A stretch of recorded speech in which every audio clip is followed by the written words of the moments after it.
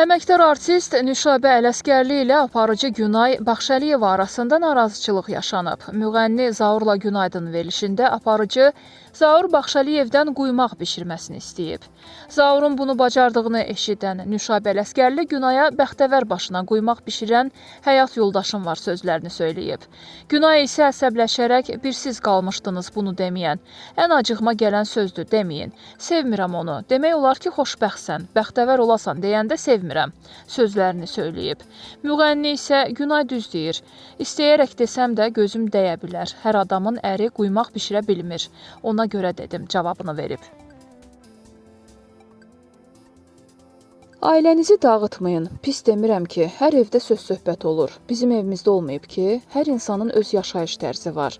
Elə insan var ki, yağın balın içindədir.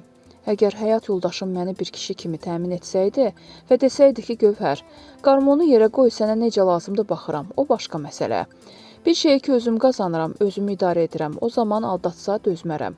O qadın ki deyir, mənim həyat yoldaşım xəyanət etmir, öz-özünü aldatmasın.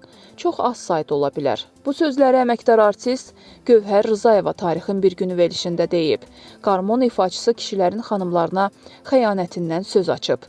Mən özüm xanım olalla, gözəl qadın görəndə baxıram, kişi yazıq nə etsin? Bütün gözəl qadınların həyat yoldaşları xəyanət edir. Kişinin gözünü Allah şor yaradıb. İmamlarımızın neçə həyat yoldaşı olub?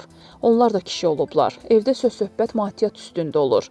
Kişi uşağa baxmır, qadın deyinir. Qadın harası getmək istəyəndə filan geyimi istəyir, kişi təmin edə bilmir. Söz-söhbət yaranır. Kişi hara getsə, 12-də evinə gələcək.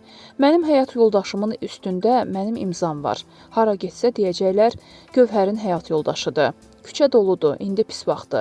Gəlin, qız bilinmir. Ailənizi dağıtmayın. Kişi getmək istəyirsə, onu bağlı qapı arxasında saxlasan da bunu edəcək. Buna müğənnilər nə etsin? Kişidən asılıdır.